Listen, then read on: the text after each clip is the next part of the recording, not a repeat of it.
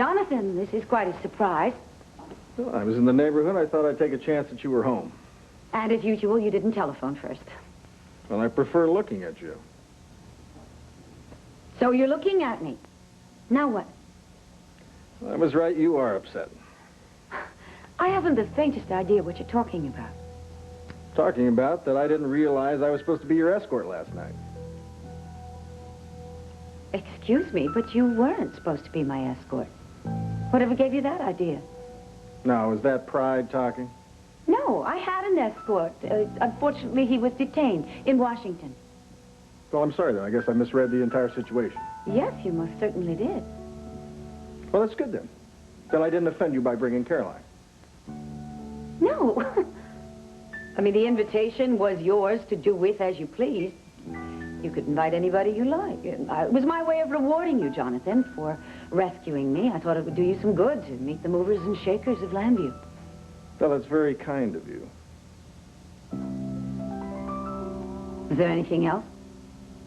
If there was, it's frozen in place now. Thanks for the invitation, Dorian. Maybe we'll see each other around sometime, huh? I'll let myself out. Goodbye.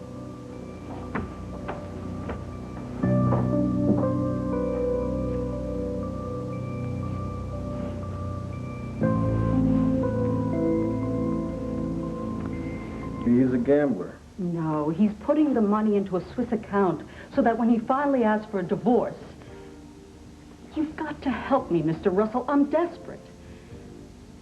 All right, where'd you hear about me? Dorian Lord's television show. She raved. I don't try and mix business and pleasure. Her from that Very strange business. Well, I And a know very it's one, but you strange code of honor. What are you? Some sort of hard-bitten Humphrey Bogart type? Oh, that's it, isn't it? Yes, that explains the unshaven face, the outfit. You're a private detective. Very good. Now, why don't you say that a little louder so the whole world can hear us? Oh, I'm sorry. Should I ever have need of your services? May I call you Mr. Russell? Well, even if you don't have need of my services, you may call me Mr. Russell. You know, the very least you can do is allow me to take you to dinner some night. Well, I don't think I could consume $1,000 in one sitting. We could arrange for more than one sitting. I'll tell you what, Mrs. Lord, why don't you just keep this for your favorite charity? It has been a pleasure meeting you. Not to mention, of course, his women. Will you take the case? You know, that doesn't sound like my line of work. I've been moving into other areas lately. Please say yes. Excuse me. Hello, John Russell. John, I just went over your Macklin stuff. We need to talk again. How about lunch? Sure. Where do you want to meet? Is there some quiet place down where you are? Oh, we got a lot of them. I'll tell you what, why don't you come by the office first, and we'll go from here, huh? Well, good. I'll be over in about an hour. How's that? That sounds great. All right. All right, bye-bye. I'm sorry, Mrs.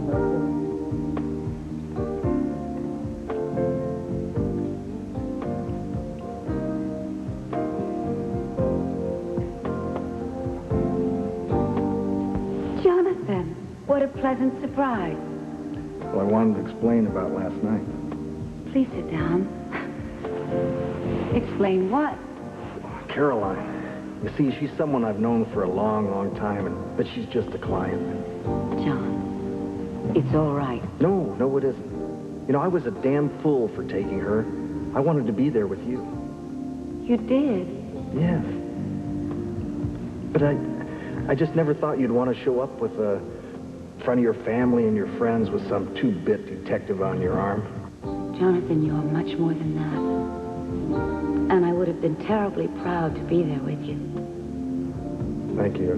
But I really am sorry, Dorian. I mean, to think I call myself a detective, and I couldn't even read your intention. Jonathan, are you reading them now? Oh, yes. Thank you for being so understanding.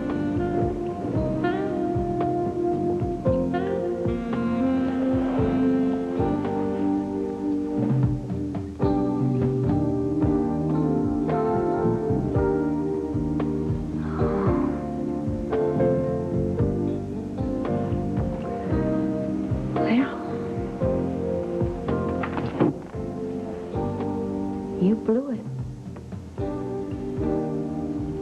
Maybe, just maybe, it's not too late. Another client? Yeah, it's probably just the afternoon newspaper. I'll get to the door. Hello, Jonathan Russell. Hello, Jonathan. This is Dorian, Lord.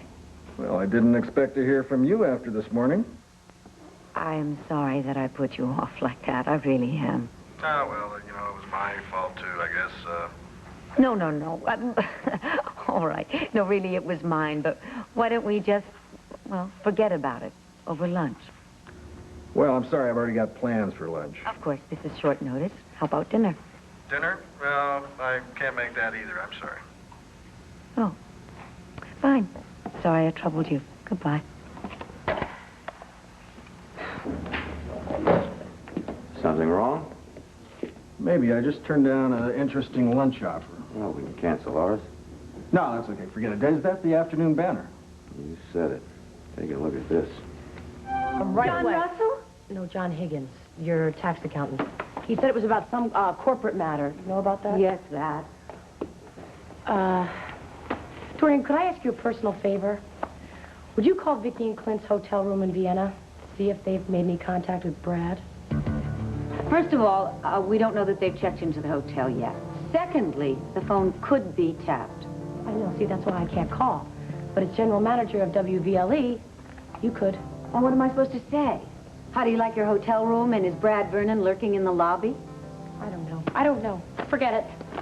I just can't stand not knowing anything. I don't know anything. I mean, he just went off onto a plane in Vienna because he loves Jenny. I'm just scared to death he's going to get himself killed. You have, and there's one thing you can count on. He's a survivor. Yes, up until now he has been. But he's pushed it a little too hard this time, Dorian. And I really hate him for this. I hate him. You don't hate him. You love him. Does Brad know how much? Yes, he knows. I even offered to go with him. You know, so that an American couple would look less suspicious. If he goes alone, he's going to be spotted immediately. I mean, as soon as he starts asking questions, they're going to nail him. I've got more confidence in Brad than you do. I know that he's devious enough to get out of any situation. Yes, but see, if I could just talk to him, if I could hear his voice, I know I would feel so much better if I could just hear his voice. Well, would it do any good? No, it wouldn't. Neither would calling Vicky and Clint's hotel room. I know that if our positions were reversed right now, you would not be this reasonable. Oh, that's true. That's true. I would be jumping on the next plane to go after him. That's right. And that's exactly what I want to do. But no one will let me do it. You know what? If I were thinking in that direction, I would hope that somebody sensible would talk me out of it, because you're only going to make a dangerous situation more volatile. I think I've managed to talk Cassie into that frame of mind, but I'm not sure. Well, look, if you hear anything from Vicky and Clint, please let me know. Why don't you take the day off? Try. Go to the movies. Get your mind on something else besides Brad. It's a great idea. Good. Okay, what should I do? I'll go to my uncle's campaign office, and I'll put in a couple of hours there. We'll leave it that you're going to the movies, because I don't want to get into a dispute about Herb versus Pete in the campaign, yes. Yeah. Oh, what happened with John Russell? He came by. He told me that the woman he brought to Ace's party wasn't a girlfriend, she was a client. Well, that's great. That means he's still interested, right? Yes, that's what I thought. So I invited him to lunch. Oh. He said no. I invited him to dinner. He said no. Well, maybe it's just as well. Now he's playing games with you, Dorian. Just when I was being honest and above board, open, it didn't work. Playing games with him probably wouldn't work. Never mind. Look, why don't we make a pact? What? You stop thinking about Brad, and I'll try to stop thinking about Jonathan Russell. Well, that's a pact that's going to be hard for both of us, I think, but I'll try. Well, I'll head over to my uncle's office then, I guess. Fine. Oh, I completely forgot. Richard Abbott is stopping by today at 11 o'clock. He wants to interview you. About David? I don't know, but he said it was about someone in your past. I don't care about my past anymore. I want somebody in my future, and I want him now.